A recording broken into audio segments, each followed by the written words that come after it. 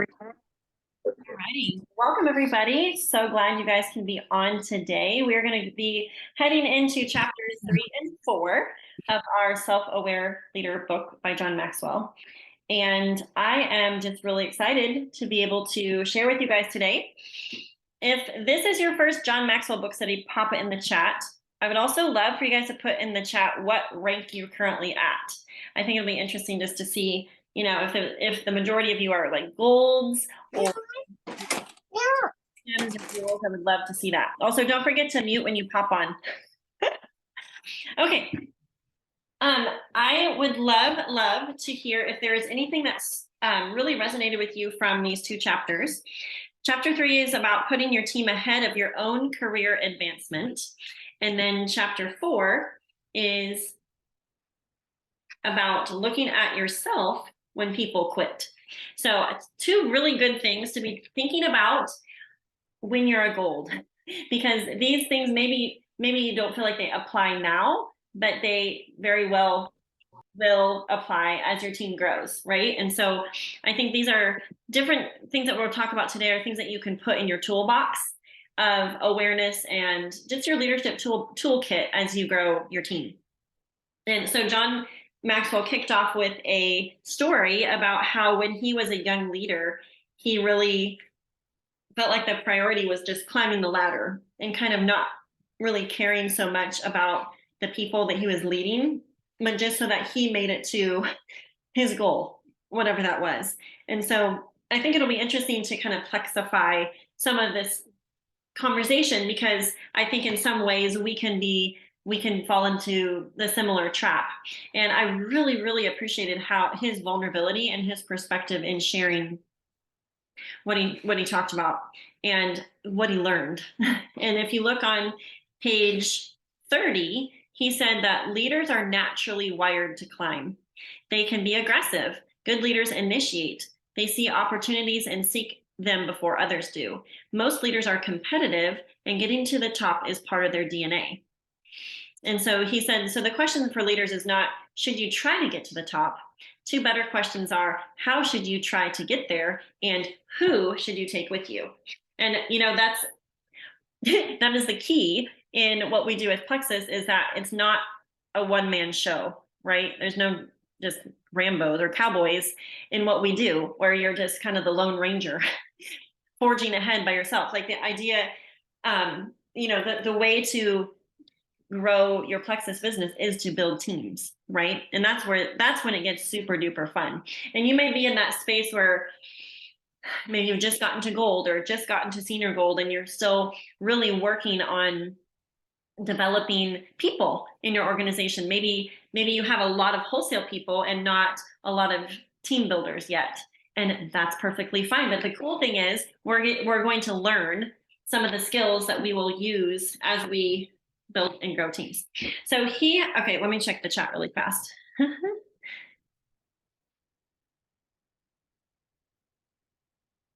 If you guys have a takeaway that really stuck out to you in this chapter, feel free to pop it in the comments also. Okay, so he basically divided people into two camps. You're either a climber or a connector. And it was interesting because Justin just read a book with Samuel, and he and I went through the book like 3 years ago, called Live to Love. And the premise of the book is loving in order to give versus loving to use and to get. And when I was reading about the climber in this chapter, it to me kind of spoke volumes and kind of really paralleled someone who's just basically trying to climb in order to get, like to use, right, in order to hit their goals. And I think one of the things, there's benefits to both camps, right? But I think there's a ditch on either side that could be negative. And so this is for our awareness, so that we can evaluate where we lean and then really work on being balanced in some of the best attributes of the connector and the best attributes of the climber. So I would love for you guys to pop in the chat which way you lean towards more.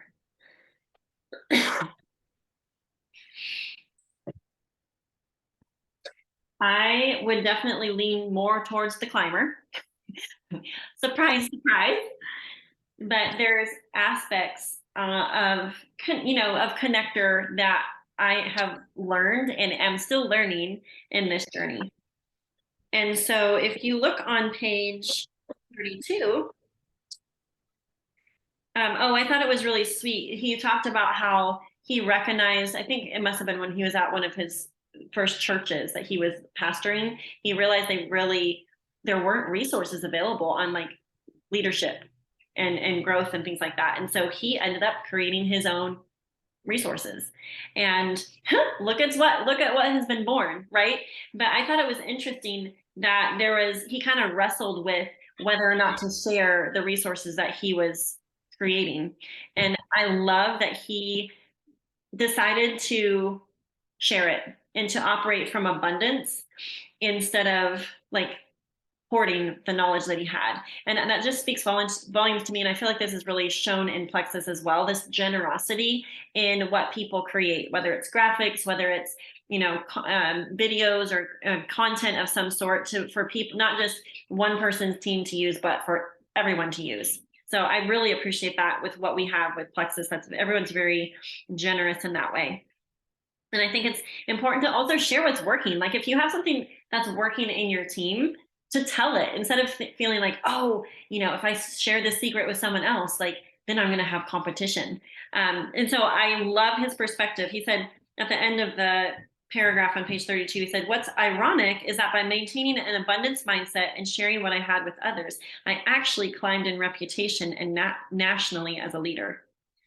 And so he saw a need and filled it, plus he shared it with others. And then God multiplied his generosity to he ended up climbing, so to speak, in his influence and really has taught a lot of people leadership skills because of his willingness to share what he created there years ago, and then what has continued to come from that. He says most leaders naturally fall into either the climber or the connector camp.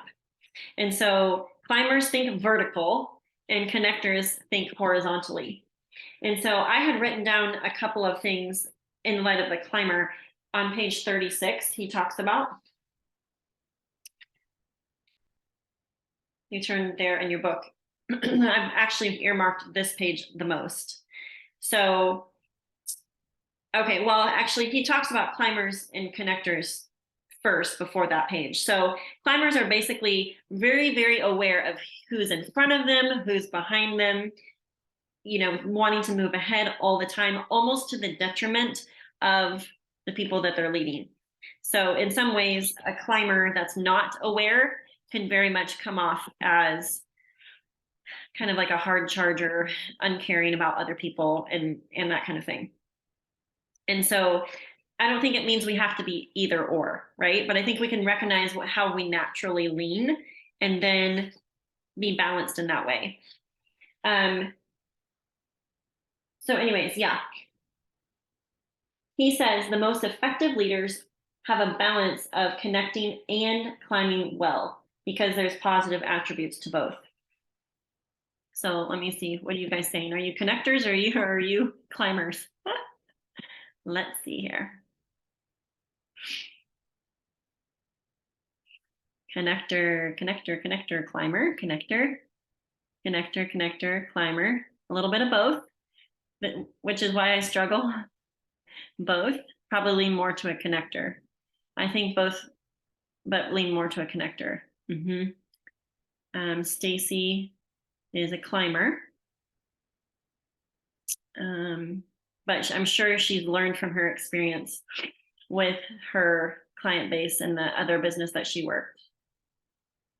Marissa shares that connection without drive or purpose equals no success. Connecting well, but possessing little desire to improve yourself or your career. People may like you, but you may not possess the drive or develop the authority to actually accomplish anything. If you're a natural connector, work to increase your energy and intensify your sense of purpose and urgency. Yes. So again, there's pros and cons to both. So it says that to a climber, moving ahead is very important and moving down is unacceptable. Connectors are focused on moving over to where their team members are and helping them. And I think this is a really good awareness to have, because what we do in Plexus is a very relational business. And I don't think I saw that in the beginning. So I actually had a couple of questions that I posed to some of my jewels and some friends that are on this call. So if any of you want to pop on and share and interrupt me about any tangible examples of you being a climber versus a connector, or a connector versus a climber. Is anything coming to mind for any of you? You can unmute. You can unmute. My voice is kind of going, so if you can't hear me, I'm sorry. But I was definitely a climber, and really it came down to control. That's what I knew I could control. I knew that I could go get, I could go recruit, I could go do these things, but I had to really let go of control and really open myself up to get hurt by people. I had to be okay with spending time on helping somebody go silver and then them possibly leaving. And that was okay. And so that really, my climbing was a protective mechanism so that I didn't get hurt or I didn't feel out of control. So anyway. So good. Does anyone relate to that? I actually have the opposite experience. For me, kind of an epitome of a story would be in high school. My tennis instructor would put me on varsity every year because she knew I could do it. And every year I worked my way back down to JV because I didn't want the pressure and I didn't want people to rely on me. And I didn't like the competition. But I liked the just laid back atmosphere of being able to just connect with people. So competition and climbing is really challenging for me and very outside of my comfort zone. Interesting. Yeah, good awareness.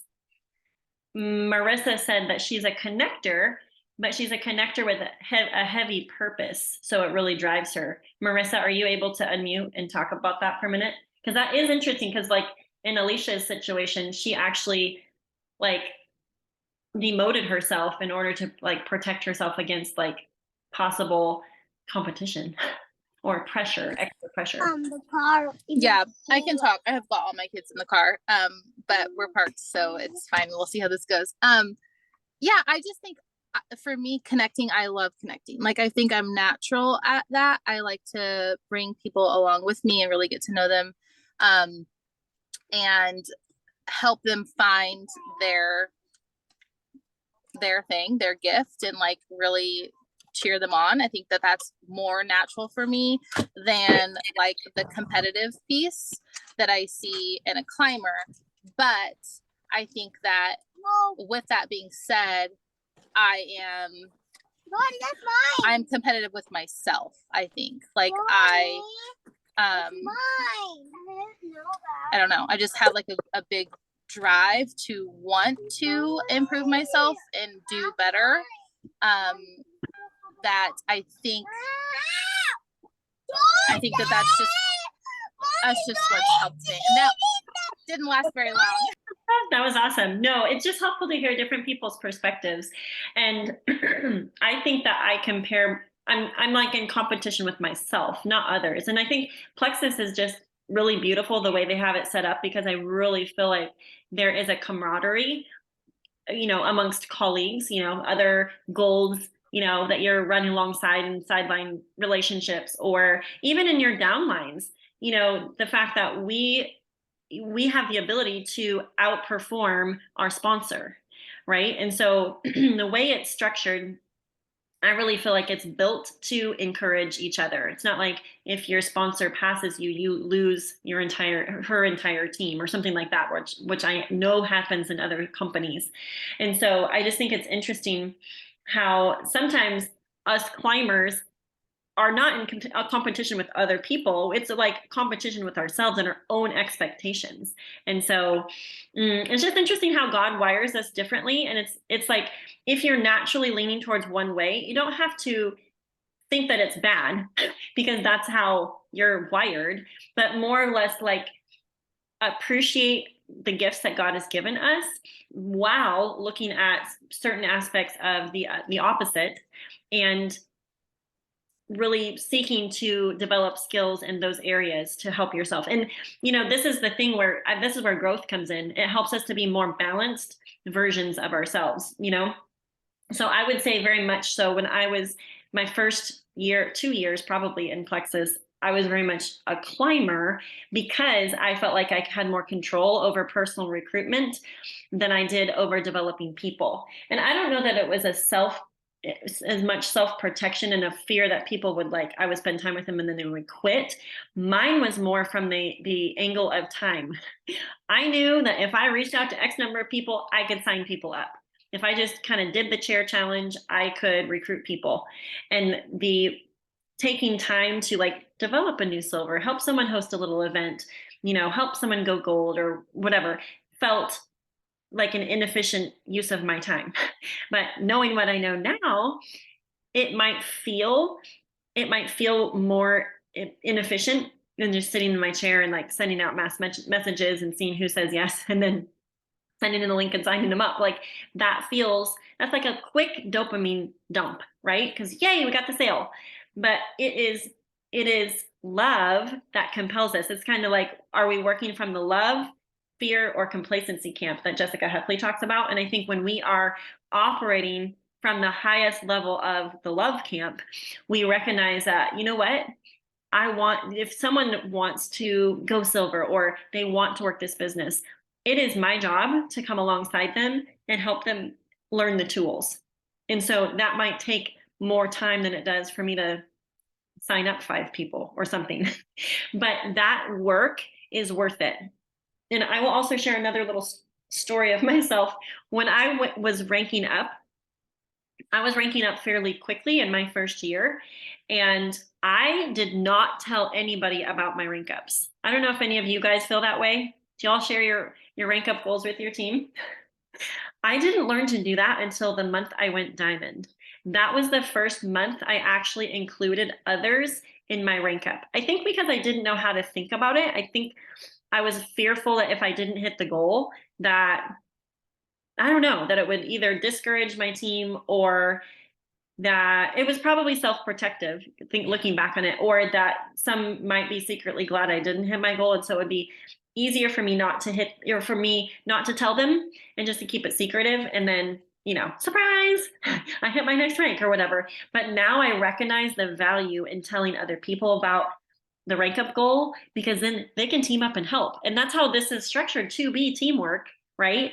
And the month I went diamond, at the very top of the month, or maybe right before, I started having conversations with people on my team, like anyone that was close to silver or close to senior silver or close to gold or any rank up along the way. I got in conversation with them and said, hey, I'm going to push for diamond this month.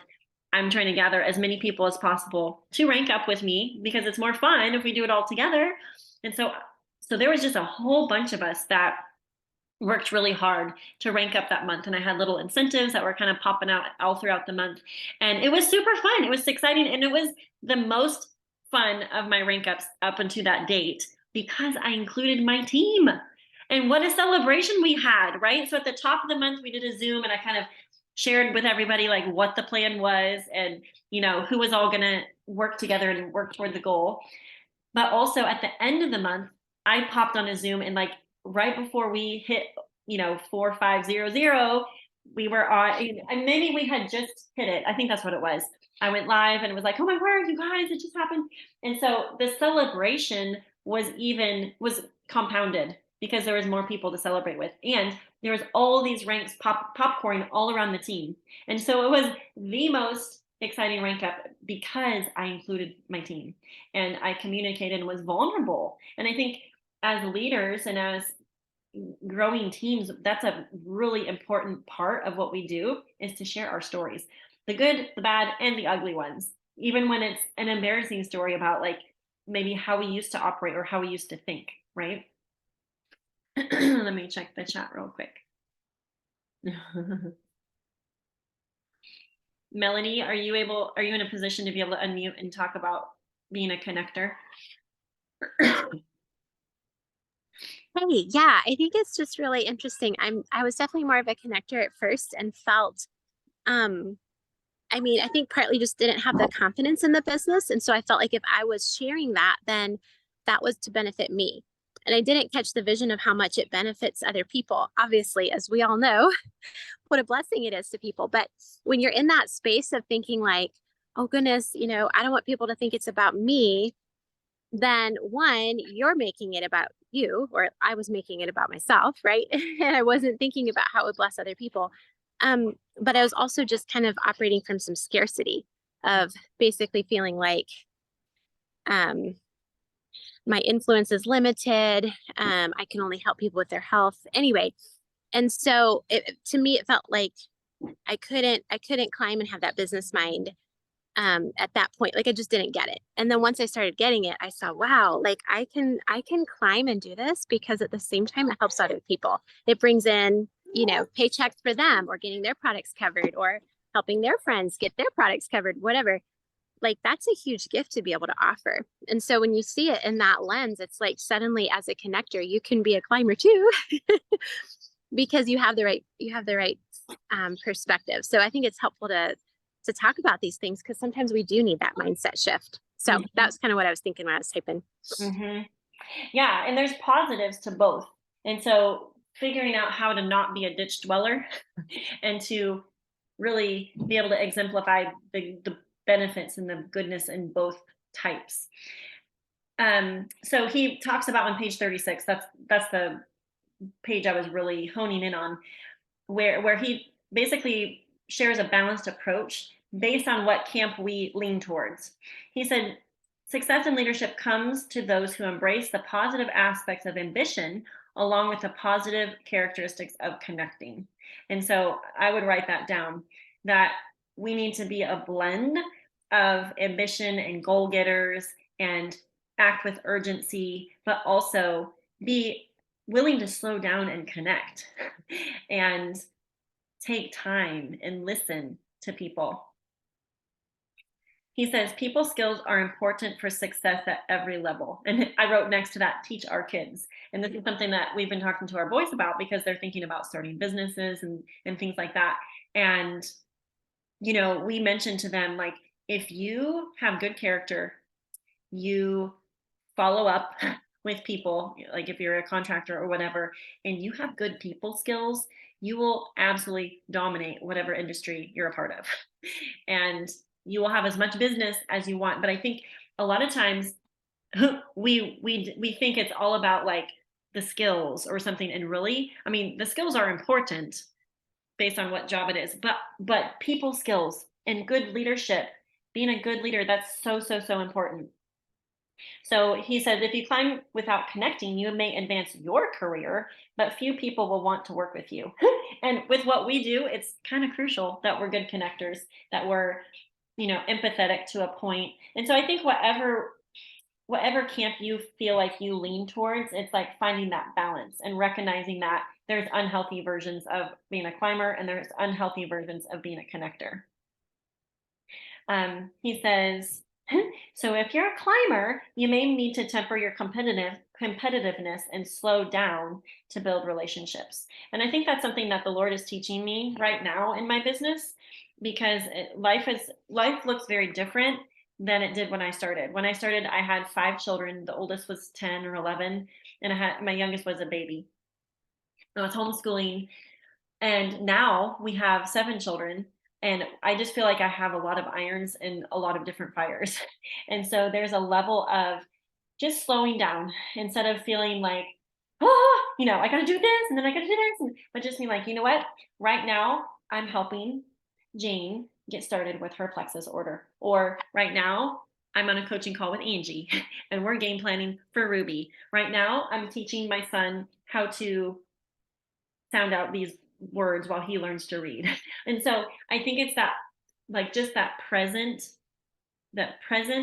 and also knowing that at the end of the day, if we're committing our work to the Lord, just like our scripture in Psalm 67 and Psalm 90 that we were praying over our businesses specifically and consistently in April, God has this amazing ability to fill in our gaps. So if you're feeling like you always have to be striving, if for you climbers, it might be a control thing to recognize that, you know what, even if you are not as perfect on your follow-up, or maybe there's some areas where you feel like the ball is getting dropped or whatever. I'm not saying not to address those, but I'm also saying there is the God factor in our businesses, in our homes, with our children, that he can cover the gaps, because I think climbers probably tend towards perfectionism, with which perfectionism is rooted in fear. And so recognizing that we can slow down, it will be okay. And there was sometimes in my business where I made business decisions based on most likely what was best. I mean, really what was best for the business, and maybe to the detriment of relationships, which there's always two sides to that coin, right? And sometimes you just have to make a decision based on what your best judgment was in the moment. But looking back, I'm like, well, what if I would have put a couple of those people under some relatives? Maybe it would have encouraged them to work the business. I don't know. But sometimes there was, that idea of always sign a level one, always sign them as level ones. And at the end of the day, well, it's their choice who they sign up under. But there's sometimes choices that we make that in the moment seem like, well, this is my goal. But there's sometimes where we have to just trust that you make a decision sometimes based on relationships, and that's okay too. So anyways, the slowing down to build relationships, slowing down to even rest, because climbers don't always like to rest. And sometimes we need to give ourselves permission to have margin, right? Or to just have fun, like schedule in some fun in your life, right? So anyways, here's 5 things that he talked about to assist you, or assist me, to assist us with connecting with others. Number 1 is appreciation. This allows for differences in people and considers them interesting. The second thing is sensitivity. Sometimes, I don't know, I'm speaking for myself because I tend to be a climber and kind of like blinders on, just move forward. Who cares what you're feeling? You're slowing me down, right?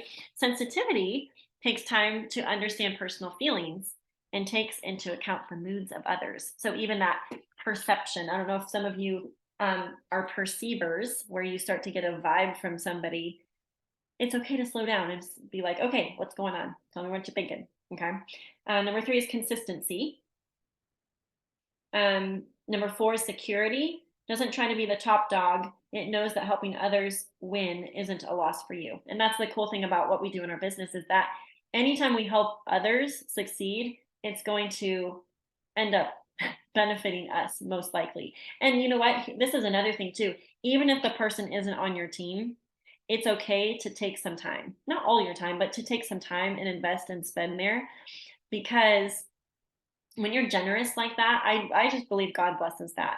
And so take time for someone at convention that maybe isn't on your team, but is asking you questions, right? I've seen that done very poorly by people before. And I think that is a shame. And let it not be said of us. Let us take time for, someone that isn't on our team, or maybe someone that you deem, maybe you're judging that, well, I don't know that they're going to go diamond. So whatever, it's okay to put a little bit of time in and effort in people, because it's the act of giving that the Lord will multiply that motive, right? And then humor. Laughs in itself is not overly sensitive. Okay, so, and then Marissa talked about this on page 37, where sometimes the connectors actually need to get a little fire under them to act with urgency. And because sometimes as a connector, maybe you connect so much and empathize so much that you're just kind of wallowing with the people versus actually motivating them to higher ground, or to move forward. So the most effective leaders always learn to balance both while advancing their teams. And so what I wrote down as a little note is, have fun, make it a game, versus and enjoy it, right? And that's the thing. If you're feeling like you don't enjoy it, there's feelings coming up in your body, you need to figure out why. You need to do the creation cycle on, okay, start with the feeling and then figure out what thought is triggering that, so that you can operate from your highest energy, your highest emotional state, versus feeling like, oh, it's always stressful, or it's always you have this angst in you. Now, there's a good amount. I mean, there's good competitiveness or good excitement, right? If you feel like, oh, fire in my belly, like it's a good excitement. But if you're feeling like it's a negative, so that like negative feelings always surrounding your business, then it's probably stemming from thoughts that you're thinking that are not serving you. And so I said, have fun, make it a game, enjoy, versus this like serious, laborious climb, get out of my way, or you're in my way attitude. Like, let's not go in that direction, because that's what is so fun about what we do in Plexus is it is a personal growth journey. It is growing other people, and there are frustrations and things along the way that aren't necessarily within our model. Like, we have our model for how it should work, and I think sometimes, just my expectation has been like always the growth curve, always going up, and if we dip in points, or someone leaves our team or whatever, then it's like, wow, like what's going on? What's wrong? Instead of recognize that the success growth curve often has, spikes and dips, and that's okay. And I think that's where the awareness part, where we can be self-aware and also just aware of what went well, what went wrong, how can we pivot to keep the trajectory moving forward in those moments. Let me see. I've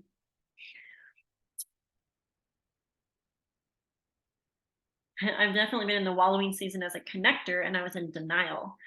It took self-awareness, and actually this very book helped to pull me out of it, and we went Emerald 2 months later. Isn't it interesting how much our mindset affects our results in this business? Now that we're aware of the CTFAR model, it's perfectly understandable, and also hopefully will help us to be a little more aware of the thoughts that we're thinking, so that we're not subconsciously or accidentally holding ourselves back because of thoughts that are going in our brain.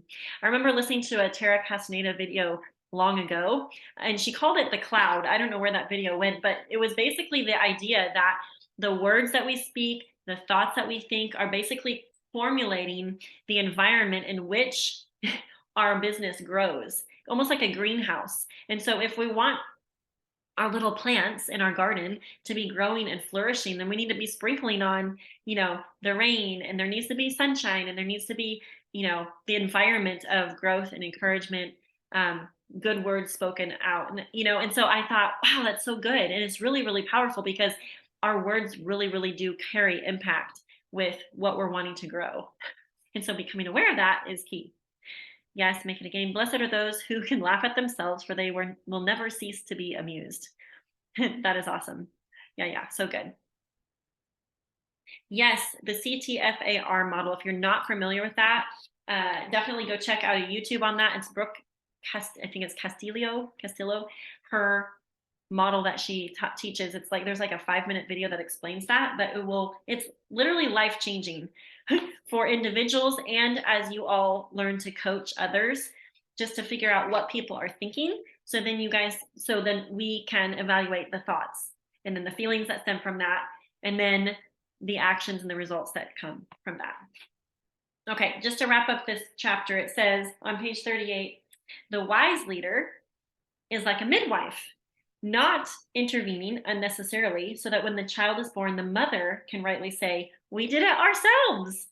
And so that's the beautiful thing, is you as leaders, as you raise up more people, and as you learn to have the best balance of connectedness and being a climber, that people on your teams may not even realize how much impact that you've had on them, but you have been intentional to drip little ideas, or spark little motivators, or speak words of encouragement, or send gifts of appreciation to help the environment in which they're growing their business to be the best it can be.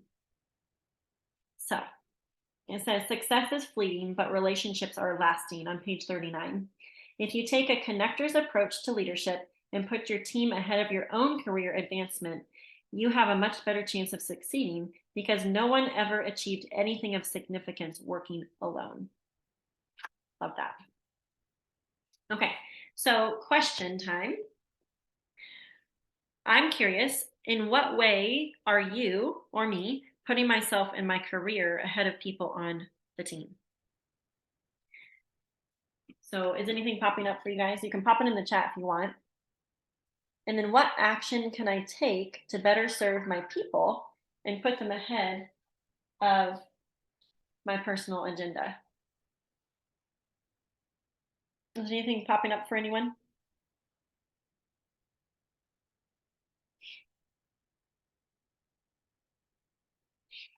For me, at this stage in the game, my goal is to help others achieve what they say they want.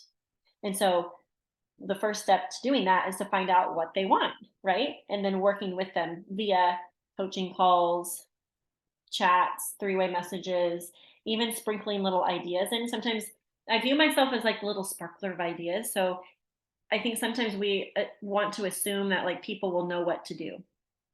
But I've decided not to assume that anymore, but to be willing to expend brain space, energy, and ideas to help spark like, oh, have you thought of this yet? Or, hey, what if we did a little online messenger event? That would be so fun, right? And so instead of having the attitude of like, y'all go figure it out, I figured it out. I didn't figure it out on my own. Like there were people that poured into me or that I sought out to learn from. And so operating from the love camp means we're willing to expend energy or willing to help, right? Anybody have anything there? You guys can journal. At the end of the chapter, it has that little Q&A part. So I would encourage you guys to fill that out because really the book is not going to be helpful if we just read it and absorb the information and not have any awarenesses that we actually put pen to paper on. There's so much value in writing things down after we've learned something or as we are learning something. It will help brain map it even more. Stacy says that she needs to work on cultivating ambassadors by working with individuals and begin sharing the health and wellness vision that Plexus offers. I realize I will do better at this by identifying and developing individuals' attributes. Yes, finding out more about them. Okay, we're going to go ahead and move into chapter 4. And this is talking about when people quit. All right, pop a 1 in the comments if you've ever had someone quit. I just want to make sure I'm not alone in this. Anyone? Oh, there's 4 of you. Yeah, I think probably all of us, if you've been at this any length of time, you've had people quit. Has anyone had anyone quit the business besides me? I've had people step back from the business. I've had people completely step out and leave teams. I had in 2020, I had an Emerald step away, like leave her team, and all of her people stayed, and it was very sad to me, but it also brought up a lot of questions, and I think this chapter is perfect because it talks about looking at yourself when people quit, and a self-aware leader is going to look and see, okay, what could I have done differently? Was there anything about my leadership that contributed to their desire to leave? And it's a humbling question to ask, but I think a really, really important one. Let me move this to gallery view so I can see all your faces. It looks like I am not alone in that. Yes, several of you have had people leave.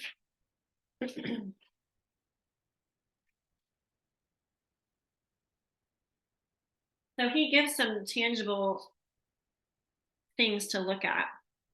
So, sometimes people are motivated and leave for greener pastures, right? Quote unquote, greener pastures. And sometimes they're motivated because they want to get away from a poor leader. And so I think this awareness of like, I wonder what kind of leader I am. I wonder what kind of vibe I'm putting out. How do I make people feel when they're with me? And so it talks about when people quit. It says on page 44, what kind of leaders do employees quit? Often they come in 4 types. Okay, so get ready. Here they are. Number 1 is people quit leaders who devalue them.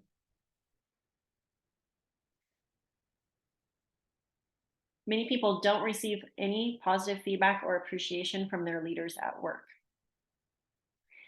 Number 2 is they quit leaders who are untrustworthy. Number 3 is they quit leaders who are incompetent. And then number 4, they quit leaders who are insecure.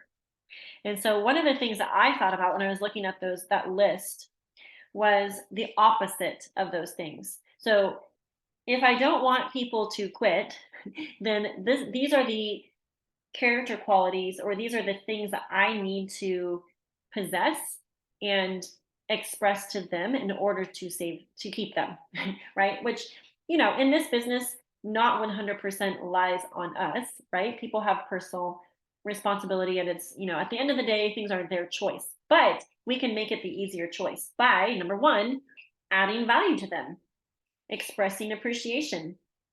I know some people, I wasn't really a gift giver before I started Plexus, and Plexus has taught me to be a better gift giver, and even just a words person, where sometimes I think things, but I don't always verbalize it, like positive things for people. And one of the things that our recent Ruby retreat, one of the things that I came away with was like, if you see it, say it. It doesn't take but a quick minute to send your son a text and tell him, hey, great job. I really appreciated how you cleaned the kitchen.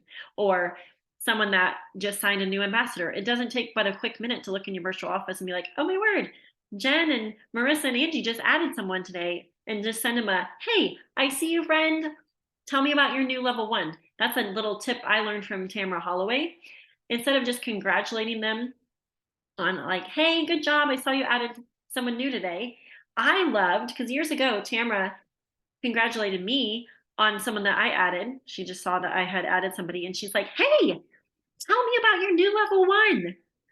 And so it's kind of just a little twist on the wording there, but she turned it into a question, and it totally caused me to feel valued, that she was interested in little old me who added somebody, that she was interested in like what their story was and like why they started. And so that might be just a little tool for your toolbox as you're growing teams. And when you see any person have a win of any sort, highlight that big time. It doesn't matter. You can like over exaggerate, even share it on social media or whatever. Like, oh my word, you can congratulate people on your team for adding 1. If your team is small, smaller, and you have, a couple of new people starting to dip their toes in, like, be the proud mama cheering on the sidelines with your pom poms, right? For those people, and make a little story graphic with like some sparkles and some fun things. Like, that shows appreciation for people. You guys have some other ideas that are popping up for you of how to add value or show appreciation for people?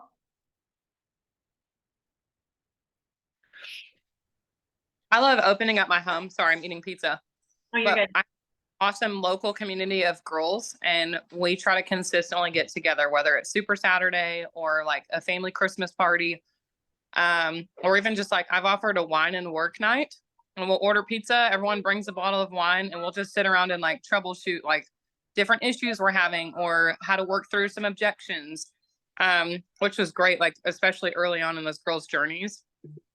We just always try to get together, and I feel like that alone is a huge incentive, because a lot of my team is also stay-at-home moms. And so like the community aspect is just a huge component of why they stick around. Mm-hmm. Very much so. Chandler, thanks for sharing that, because I think that's also the epitome of love and serving people on your team. When you open your home or you initiate, even if it's at the coffee shop or whatever, some little get together, because you're invested in their success. And there's so much value gleaned in face-to-face stuff when you can just be in person and like red dot, share your red dot. This is where I'm at.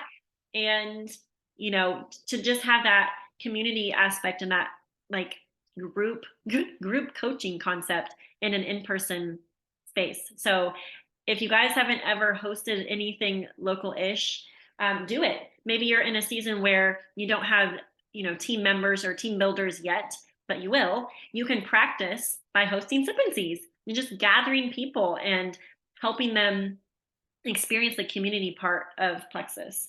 Angie said that they had a Christmas party, and they're doing a team-wide sip and see on May 21st. Stacy says she pays for individual annual fee or shipping handling to offset cost. Yes, that is a great investment. It's a great investment into their success. And I was blessed by 2 friends that paid for my enrollment fee when I started. And so I've loved to pay that forward. And you can't outgive God, right? We just finished that finance, How Heaven Invades Your Finances book. When you expend energy, you expend financial gifts towards people, there's just a way that it comes back to you. Not that that's the reason that we give or that we invest time in people, but I've just seen it over and over and over again. When you live a generous life, it will pay you dividends down the road. Maybe not initially, but some of you know that my parents are in politics, both at the state level and the national level, which is a God story in and of itself and quite hilarious. But I've watched my parents over the years invest in people, invest in relationships, and not just people that are, healthy and financially sound and stable and all of that. Like, they ministered to a lot of people that had a lot of problems. Like, regardless of what your financial state is, we all have issues. We all have problems, right? But I've just seen them have a generous attitude toward their time, their energy, their their relationships. And then when they were running for office, that came back to pay them in multitudinous ways. And they're still very generous in that way. And I appreciate them for that. And I look at what they have done to win in the political realm. And I'm looking at like what we have to do, networking and being peoply and relational and listen to people and connect. And I'm like, wow, they put me to shame with the amount of work that they've put in to win these political campaigns. And so it's raised the bar for me even to be like, I don't want to be scared, like operate from scarcity, even with my time or my energy, right? Because their example has really shifted my perspective in light of that in some ways. Okay, number 2 was being untrustworthy. That's a good one. We need to follow through with what we say, right? So if we say we're going to follow up with somebody, or we tell them that the Zoom is going to start at a certain time, like, ouch, that's stepping on my toes a little bit, because sometimes I'm blitzing in at the last minute. But it's important because it talks about on page 47, acting inconsistently, seeking personal gain, withholding information, lying, or being closed-minded, versus someone that is trustworthy, maintains integrity, openly communicates their vision and values, shows respect for people, focuses more on shared goals than their personal agendas, and does the right thing regardless of personal risk. And then I thought it was interesting that he talked about incompetence.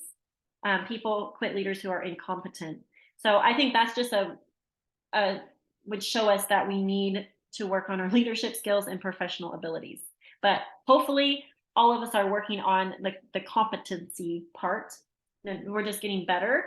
And that's why those one a day in May videos are so good. So make sure that you and your teammates are listening to those, because that is what will grow your mindset, challenge your thinking, and you're putting yourself in position to be encouraged and for your thinking to be, your perspective to be challenged or changed, right? And then number 4 is leaders quit leaders who are insecure. Ooh. It says exceptional leaders do 2 things. It says they develop other leaders and they work themselves out of a job. So I view that I read this stuff with motherhood in mind also. And so in my home, I love the fact that I'm working myself out of a job. So you moms that have littles at home, you may feel like you're in a season where you're taking a lot of time to teach your kids things, but that is not wasted, because eventually they will cook meals for you. They will clean up for you. They will actually be more equipped for life than if we do everything for them all the time. But the same thing goes for our teams. It talks about on page 50. People want to work for leaders who fire them up, not who put out their fires. They want leaders who will lift them up and help them fly, not tie them down. They want mentors who will help them reach their potential and succeed. If they perceive that their leader is more concerned with maintaining their authority and protecting their position, they will eventually find someone else to work for. And I really think that people that are dealing with insecurity have a lot of fear. And so, again, encouraging ourselves to operate from a faith base, knowing that being able to foresee what can be, right? Versus operating from fear of what might happen, right?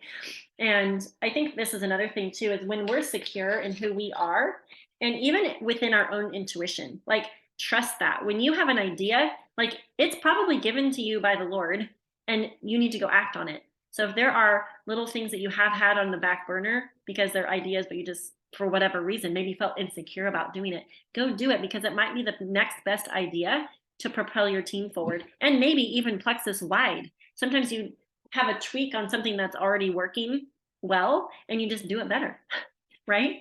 Okay, and then the last little section is about a recipe for retention. So I love that. It says the recipe for retention is to look at yourself, to be proactive, and not to be the lid.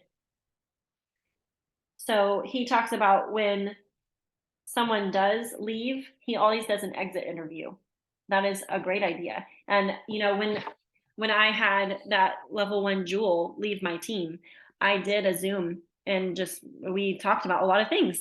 And I was curious, you know, what her reasonings were, and you know, we talked about different things. And I think it shows humility to ask for feedback, right? And I think even proactive feedback is good. So talk to people on your team, like, you know, find out what, if they feel like there's something that you could do better as a leader, and having someone hold the mirror, right?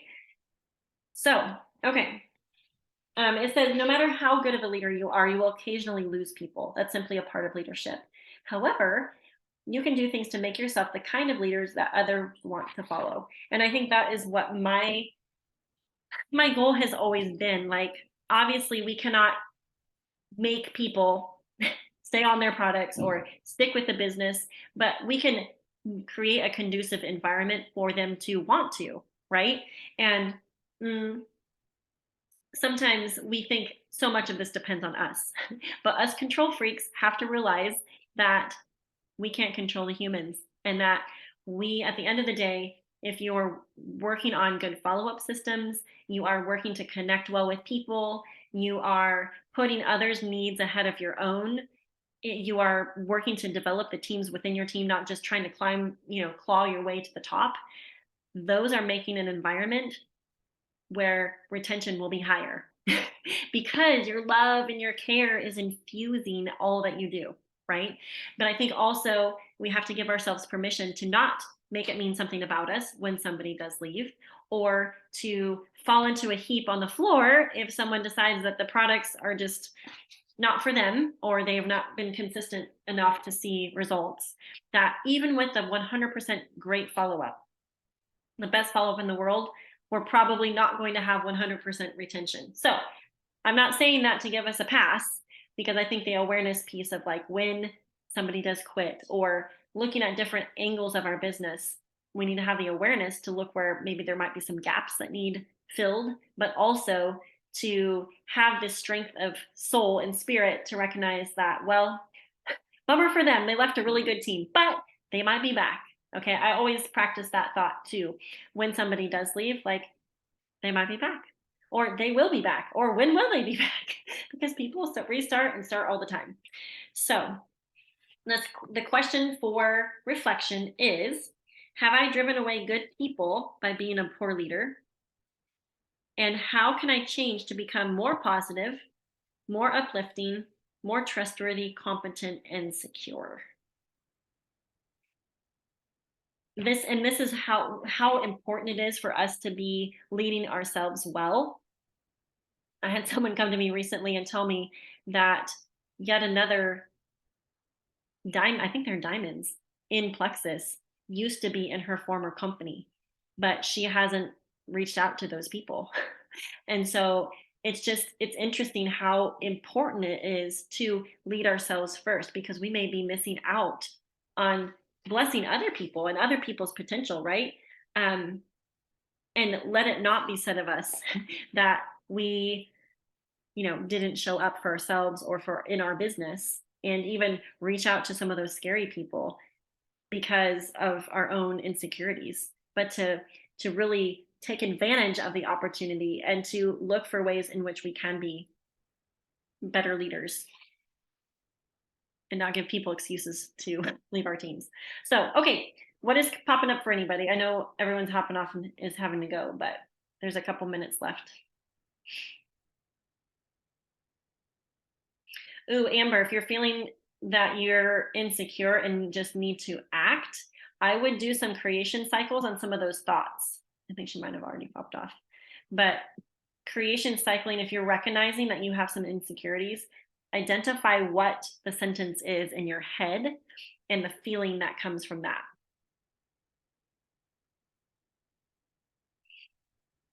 Yeah, Tamara says anytime she does an in-person event, it's always a worthwhile investment. Yes, yes. Anybody else having anything pop up for them? Example, story, takeaway?